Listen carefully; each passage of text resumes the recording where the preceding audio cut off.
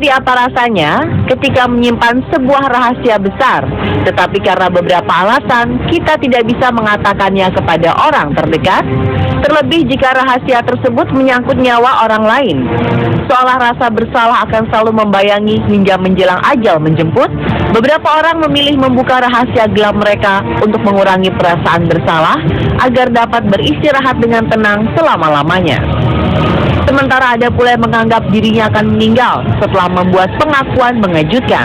Namun ternyata Tuhan berkata lain, ia pun menjalani hidupnya di penjara. Siapakah dia? Pemirsa, inilah 7 pengakuan jelang kematian paling mengejutkan versi on the spot yang kami siapkan untuk Anda.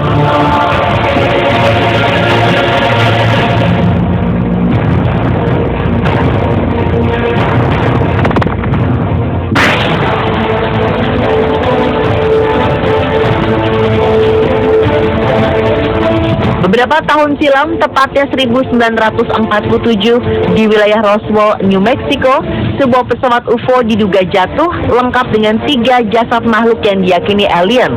Kabarnya, pesawat UFO ini kemudian dibawa ke sebuah basis militer rahasia terdekat yang dikenal dengan sebutan Area 51.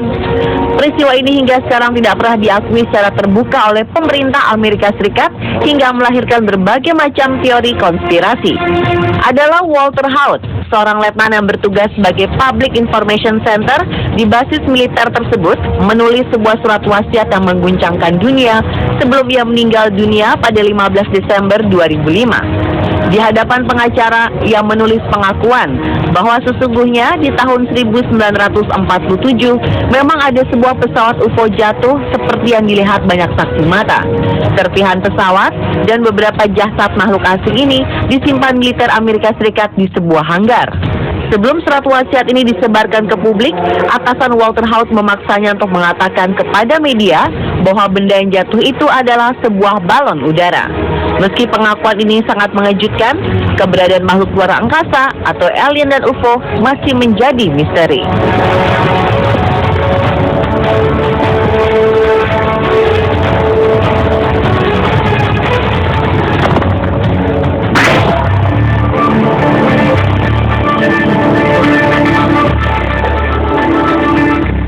1978, kepolisian Norwegia menangkap seorang pria bernama Fritz Moon dengan tuduhan pembunuhan kepada 2 orang bernama Torunn Finstad dan Sigrid Heikheim.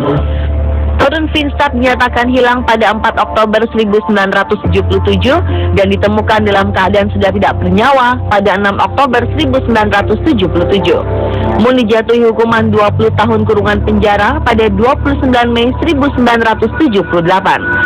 Sedangkan Sigrid yang ditemukan tewas pada September 1976 diduga dibunuh oleh orang yang sama. Moon kemudian diperiksa dan pada 18 Desember 1981 hukuman penjara Moon ditambah 5 tahun kurungan penjara.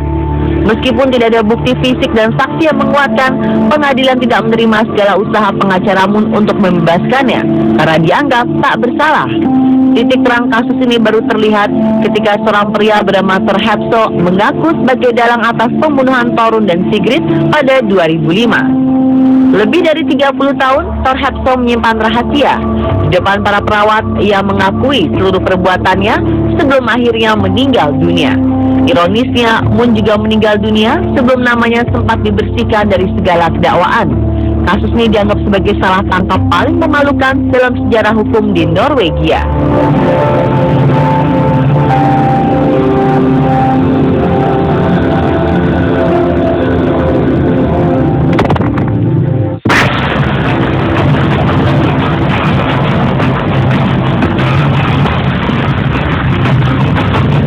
Di mata para tetangganya, Michael dan Dorothy Anderson merupakan pasangan suami istri yang terkenal baik hati, suka menolong, dan religius. Keduanya tidak pernah terlihat buruk hingga kejadian pada 2009 merubah semua. Michael didiagnosa terkena stroke dan merasa akan segera meninggal dunia. Saat ia harus dirawat secara intensif di rumah sakit, Michael meminta sang istri memanggil polisi agar ia bisa berterus terang atas kejahatan yang ia lakukan lebih dari 30 tahun lalu dengan harapan ia tenang dalam peristirahatannya terakhir. Kepada polisi, ia mengaku bernama asli James Brewer. dan di tahun 1977 telah membunuh tetangganya karena rasa cemburu. Dia lalu melarikan diri bersama istrinya dan menggunakan identitas baru dengan membayar sejumlah uang sebagai jaminan. Tak disangka setelah melakukan pengakuan tersebut, Michael atau James Brewer, sang buronan pembunuh ini, sembuh dari penyakitnya. Kini harus menjalani hidupnya dari balik jeruji besi untuk mempertanggungjawabkan perbuatannya.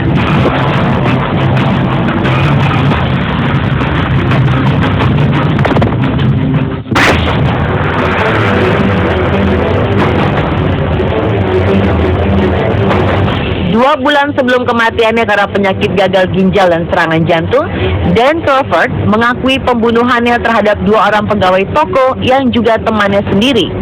Caroline Havener Perry dan Constance Mood Havener ditemukan tewas dengan luka tembakan di kepala. Awalnya kasus pembunuhan pada 1967 ini dianggap sebagai perampokan karena seluruh uang dalam laci kasir hilang. Hingga pada 2008, Diane mengaku sebagai otak pelaku pembunuhan tersebut. Seorang detektif yang menyelidiki bahkan sempat membelanya karena menganggap tidak mungkin seorang wanita menyimpan senjata.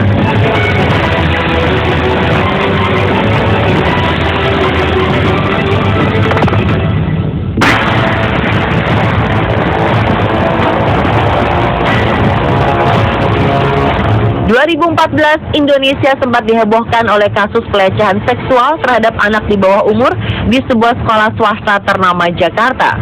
Kasus ini terungkap setelah seorang anak berusia 5 tahun bercerita kepada ibunya jika ia telah menjadi korban kekerasan seksual. Pengakuan si anak akhirnya membongkar tabir kejahatan di sekolah dan menyeret guru serta petugas kebersihan yang diduga menjadi tersangka. Dari sekian tersangka, seorang petugas kebersihan ditemukan tewas di dalam kamar mandi setelah meminum cairan pembersih dan pewangi kamar mandi. Semula ia selalu mengelak telah melakukan perbuatan keji tersebut. Namun sebelum mengakhiri hidupnya, ternyata ia membuat surat pengakuan kejahatan. Di dalam suratnya, ia mengaku melakukan perbuatan tersebut kepada anak di bawah umur pada 17 Maret 2014. Diduga ia malu dengan perbuatannya.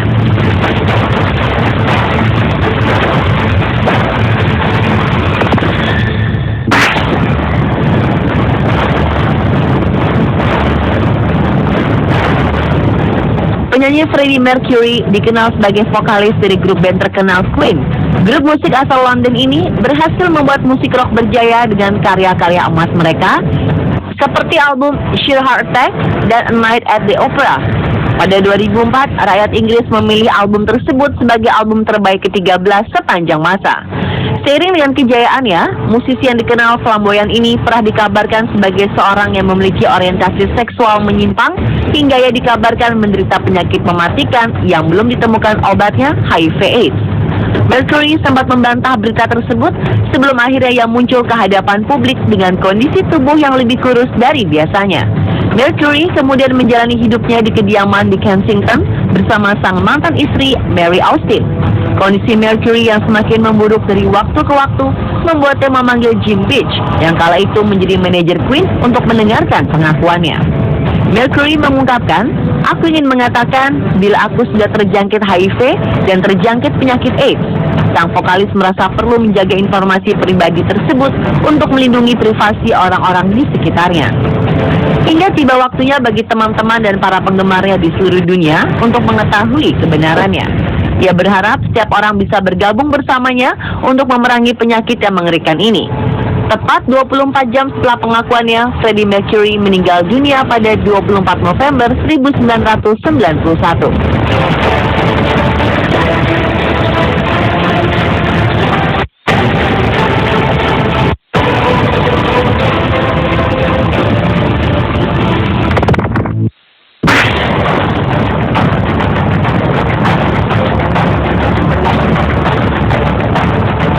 Kopilot Germanwings Andreas Lubitz jatuh di pegunungan Alpen pada 24 Maret 2015. Peristiwa ini menewaskan 150 penumpang.